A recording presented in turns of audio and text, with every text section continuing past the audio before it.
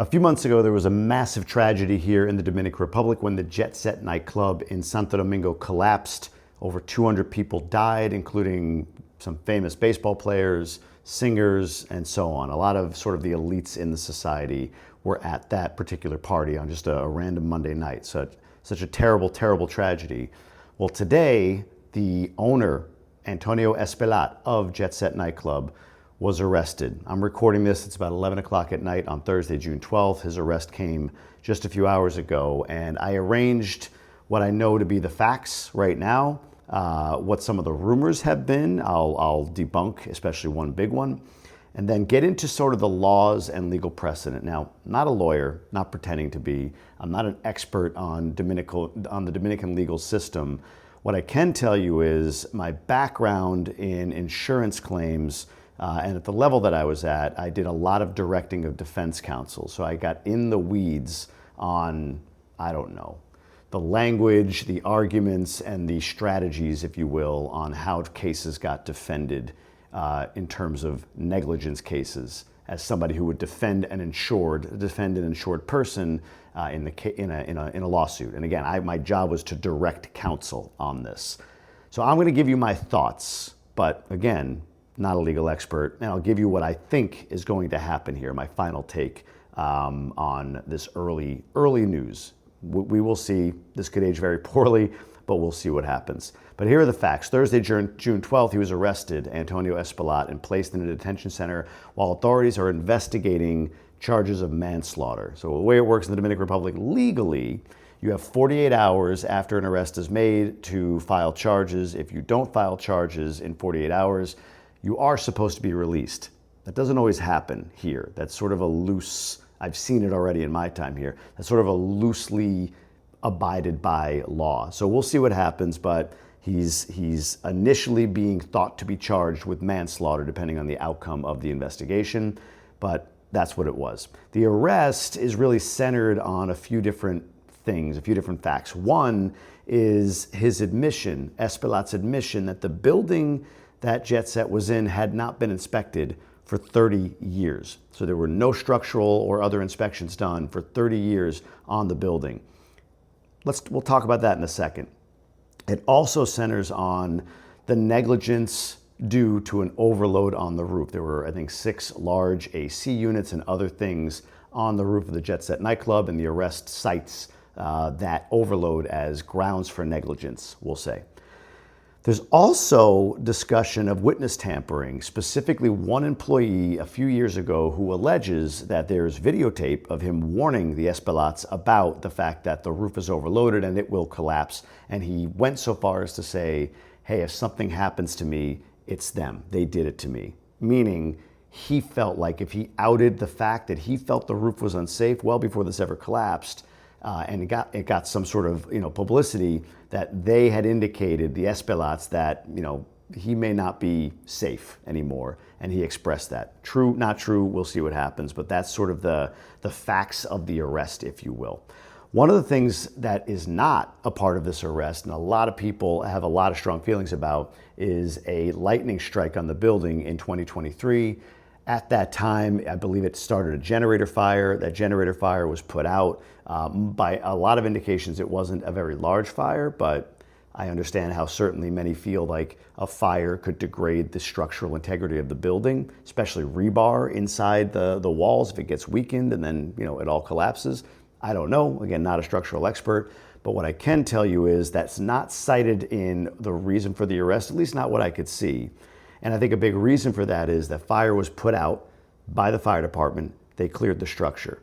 So I think the prosecutors would probably, and again, going back to my experience here, prosecutors would probably not lean on that because you're essentially handing the defense counsel, if you're throwing too much at it, you're handing defense counsel, a clear question of fact as to whether or not that fire had anything to do with the structural integrity because, hey, look, the fire department cleared it. Fire department said the structure's fine. So if I'm the prosecutor, I'm not even bringing it up. I'm focusing on what I know to be the facts or the things that I feel I can prove, which are all the things I mentioned a minute ago. Okay, what does the law look like and even legal precedent? So again, my analysis of this is what this is. Talk to a lawyer to get more clear analysis, but I don't think anybody's, I don't think anybody gets in the weeds on this stuff like I do, so I figured I'd share. So when I look at the laws for permitting and inspection, very clear on the build. So when a building is built here, the laws in the Dominican Republic are very clear on permitting and inspection requirements from the time that it's broken ground to the time that the building is delivered. Very clear. Ongoing inspection requirements are less clear. While it's jarring to hear like there's been no structural inspections done in the last 30 years, for a privately owned building, that's not really, unless somebody knows something better than I do, it's not really a feature of the law. Public buildings, yes. Public government-owned buildings, yes. But not privately owned buildings, unless those privately owned buildings are meant to host large public gatherings like Jet Set, but those buildings went through a modification. Now, some may say, well, he was putting plasterboard and stuff on the roof, he put those generators on there. True. But the way I'm seeing this interpreted, modification is meant more to be like it went from a theater to a nightclub. And along the way, many of you may know the history, maybe that did happen. Maybe in the last 30 years, somebody mentioned a structural beam might have been removed. I see nothing of that here, but maybe people remember that. Maybe that's real. I don't know. But if there was modification of the building to the extent that it was majorly modified, not like minor repairs from what I can tell in the law, there's really no inspection requirement for a privately owned building. Now, again, that sounds jarring, but let me be clear. The US isn't exactly clear on ongoing inspection standards for privately owned buildings. In fact, when the Miami condo collapsed in whatever that was, a few years ago, tragic collapse there, when that happened, only then was there, I believe, a 30-10 rule imposed for privately held buildings to have to pass structural inspections. There's always been fire inspections, and there are in the Dominican as well. So they're very similar. When I read the laws here, they're not much different. US to DR, they feel similar in many ways. A lot of people complain about building standards here, but I don't think it's the standard. It's not the law. In fact, some of the laws are even more restrictive than US laws as far as what's supposed to happen. The issue here is you can grease a building inspector, right? You can pay a building inspector off. It's not as stigmatized. Corruption's not as stigmatized here, but the standards are very similar between the US and DR, and even the DR standards seem to be even tougher in some cases than the US. But back to the point. The US doesn't have a widespread requirement for ongoing inspection of privately owned buildings either. When the Miami building collapsed, I believe it's 30 years, they have to get it recertified and inspected for structure, and then every 10 years after that. So the first 30 years of the building's life, it'll get inspected, and then every 10 years after that. I could be off, but the point is only after that collapse was that imposed. Around the country, because the US is a little different, there may be states or cities or towns or different municipalities that do have more stringent ongoing structural assessments and structural reviews needed of buildings that are privately owned. But again, as much as it sounds like, oh, well, this guy didn't inspect the building for 30 years, he didn't have a formal inspection of it for 30 years, he should have done that. Maybe. But in the US, it's not really required either. From everything that I read, everything I see, that's the case. Some people out there are going to know more than me, and I'm happy to hear that in the comments. I always want to make sure that this is, to me, like a community discussion. I'm giving my thoughts, what I've learned, you digest it, correct me if I'm wrong on anything, but just be factual, please. I don't like the, no, that's not it, it's always this way. It's like, okay, but is that real? So let me know if you know something. If you do, then I want to learn from you, and I learned from a lot of your comments. So thank you for commenting and subscribing and liking and doing all the things that you do. So again, there's no clear inspection and structural assessment that's required on an ongoing basis for a privately held building. So I think that's a strength of the defense. If I were the defense counsel or directing defense counsel, I'd be leaning into that. You have to prove, as the prosecutor, you have to prove a causal link or a causal relationship between Espaillat's actions, his specifically, and the knowledge that the roof would be in such disrepair that it could collapse. There does need to be some connection proven there, right? I mean, legally at least, there needs to be that. So I would lean heavily into that if I were directing defense counsel on this. And the other part I would say is there's no case ruling on point. So in my old job, I would lean into the case law. We would look at case law to get an idea of like, how do judges, how do juries behave in certain jurisdictions. In the DR, there's really nothing specific other than one case that I found. Doesn't really help much though. 2023, it was a furniture store that collapsed in La Vega. It was called like Super Muebles or something like that. But a furniture store collapsed in La Vega. It killed one person, not 240. It killed one person. Charges were filed, actually citing a lot of the similar statutes and laws that Espaillat is being charged with, or the logic for Espaillat's arrest, excuse me. But since 2023, there's been no real further progress on the prosecution of that case. I'm guessing either it just sort of lost interest of the prosecution in that area. Maybe there's some corruption stuff happening, or potentially the defense in that case was able to argue or show, like, you, prosecution, haven't shown a direct causal link between my client's actions and the collapse of the building. You know, like, should he have known? Who knows? Many think Espaillat should have known because of the lightning strike, but I think we debunked that a little bit, and it doesn't look like, at least right now, and this could change, it doesn't look like the prosecution is really leaning into that lightning strike with the initial arrest that they did. All right, so here's my take. This is what I believe, boiling it all down.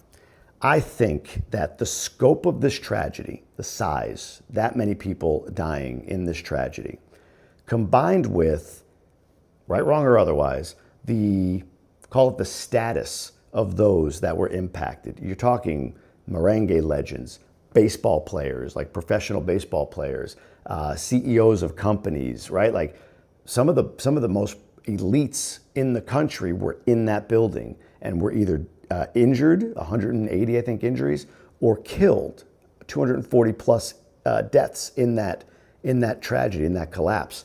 So when you've got, say, people on the higher end of the socioeconomic ladder pressuring their friends in government, who they're, I'm sure, connected to do something here, I'm sure those two variables make it more likely that he gets a conviction, even if it's unclear whether or not there's a causal link between his actions and the collapse, his actions and the modifications done to the roof, and whether he should have known that was too heavy for it to then, for what had happened to have happened.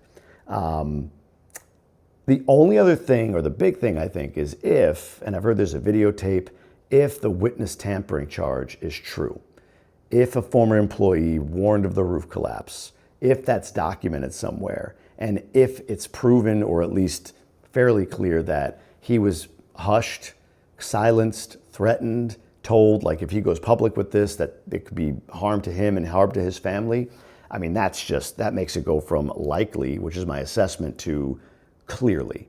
As far as how long, that's hard to say as well. I found a case in Chile that was very similar, and Chilean law has a lot of parallels here. And the convicted party, although it wasn't this big a tragedy, got 3 years. That's the closest thing I can find in Latin America. In this case, it's so hard. I wouldn't be surprised if time served was, once the conviction is processed, if time served, however long that's going to be, is all he's sentenced to, or if that's all he has to do, or if he gets 15 years, I don't know. Or 3. Like, I wouldn't be surprised by anything, I guess. But I don't know on that. That's the one where, like I said, I can assess the law, I can look at the statute, I can look at the cases that have happened before, I can form a logical conclusion, which is what I'm offering to all of you right now.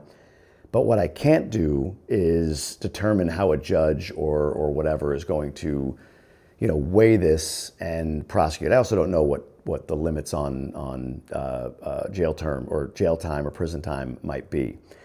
But the point of this video is, I guess a little bit to inform. I shouldn't say that. It really is to inform. Hey, this is what happened. Here's the latest. This is the news.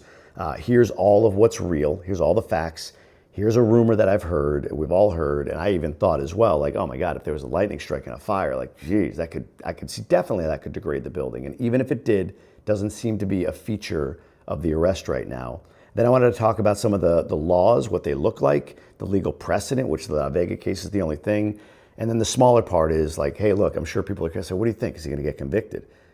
Yeah, I do. I do think he's going to get convicted. I don't know to what extent that's going to impact his future, like how many years or whatever, but I believe it's more likely he is than he isn't. And if the witness tampering is real, then I believe it's very likely. So that's my take, folks. I put all of this into my inner circle. I'll do updates there. So for those of you that are in the inner circle, first off, thank you for being a part of that. I've already, before this video gets released, I've already communicated some of these thoughts in the inner circle, and I'll continue to update there what I learned, what the impact is, and truthfully, what I hope is, like the Miami collapse, if this does anything, is it creates some shock waves through the building industry. It creates better standards, even though there are some. It can create better ongoing standards for inspection, and it really makes it stigmatized for a building inspector to take some money under the table, knowing that they could be taking money under the table on the next jet set. And as I think about it, if there was a building inspector at all involved in this case, and there wasn't, I guess, because it hadn't, but whatever. If anybody from the public had any involvement, or there could be proven that they knew of something, or were going to go check out the place or whatever and didn't, they should be prosecuted as well. That's my take. What say you? Drop it down below. Would love to hear your comments. Appreciate y'all following along, and I'll see you on the next video.